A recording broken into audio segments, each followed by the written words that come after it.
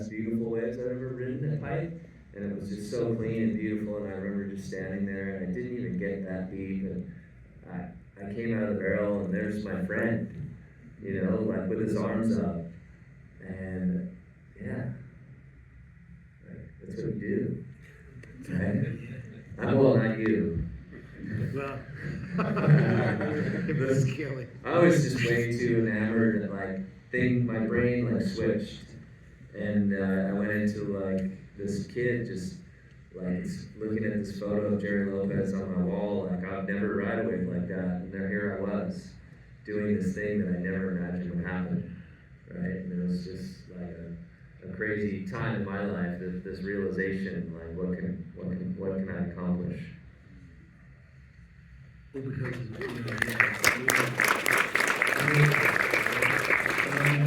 that wave, how perfectly it was picturesque and lit up, classic Hawaiian blue kind of day, wasn't it? Yeah. So, kind of getting back to that kind of reason why you surf, you know? Yeah. Isn't it? So, Yeah. just surf. I still remember the first time I stood up on a surfboard. Where was that? It was, I don't even think it has a name. I should bring you over, you can name it for us. It's just this like crappy little spot like between two real surf spots, and we were kids, and my friend's brother had a surfboard on the beach, and I'd ridden waves on a bodyboard, and you know when you lay down and you're really close, it's a lot of noise and intensity, and I remember standing up and it was just like, whoa. All right, it's all down there. And like the breeze, like I'm flying. This is unreal. And it was just so vivid. It was kind of a neat experience. So. Yeah, but that first wave, Yeah. I can always remember it. I mean, I guess everyone here who surfs, can you guys remember your first wave? Yeah, your first wave is generally very, very pronounced. Just a little heads up on my own first wave. Was it on a Thursday afternoon? It's 3:05 p.m. Right on this afternoon in front of Newport Surf Club on this foam surfboard that I got for Christmas. And I hadn't been able to stand up. I mean, I thought, I got on this foam wave near the shore break. My father was standing there, my sister was standing there just near the shore. And I got this wave and I stood up and went down the shore break and got pounded. And I ran up to my dad and go, oh, I just stood up for a minute, you know, that minute thing. And he just looked at me and goes, get up for about a second, Tom. Just sort of blew the whole balloon just popped. I'm going, oh, you know, just what a letdown. But that was it, I was hooked. Yeah. I was done. Thursday afternoon. Anyhow, I'd like to throw a few, just, you know, Q&A right now and kick that off, get people involved in this conversation. If anyone would like to, yeah, we've got a question over here. Cheers, Tom. Is there anywhere in the world, Rob, that you haven't surfed yet that you're really excited to go to? The question was, is there anywhere in the world that I haven't surfed that I want to go to? And yes, there is. I've yet to go to Ireland. Yeah. All right. Cold and Guinness. And, it looks like slabby and intense, and you gotta there's probably some crazy tides and wind. Like it just looks. Yeah, there is. Syrupy kind of black stuff that my dad used to make me drink. Yeah. So, yeah, it is a fantastic place to surf. I surfed in Ireland. Okay. It's so the people are fantastic. The whole vibe there. And some, really nice. I've surfed some good lefts. Good reef breaks. Yeah. But nothing, I didn't get to surf that crazy Mulletmore wave, which is really an animal wave. Gosh. And they're wild surfers over there. Yeah. Another question, we've got one right here in front. Yeah, guys, Tom and Rob, that was really great. Perhaps for both of you, was there a... here we go. Not that probably don't need it, but anyway.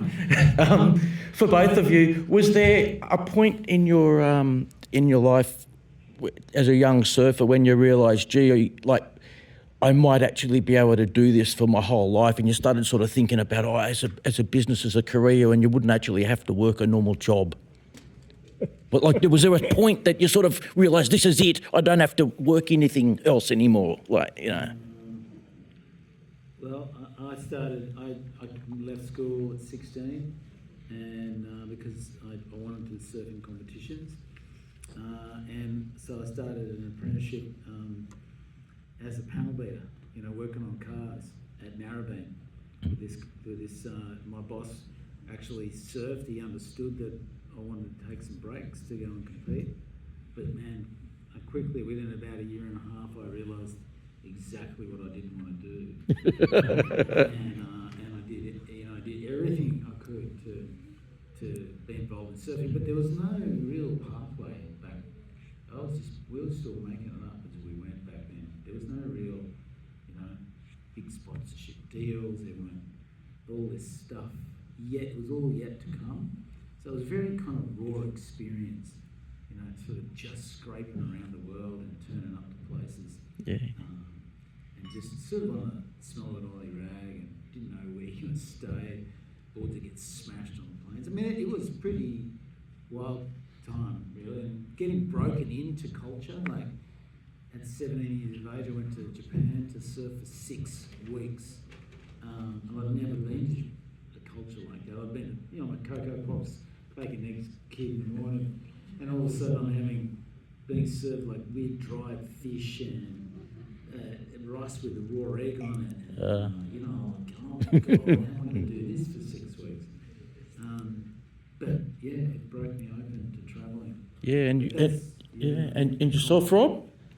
I totally forgot the question. Like, I know. Like, look, was there like a trigger point where, you, like, as a young bloke, and you realised, okay, I can surf, and you started thinking, geez, this could be it for my life, that you wouldn't have to work like normal jobs when you become aware of like what normal jobs were, and thought, yeah, I can actually be involved in the surf industry for my whole life.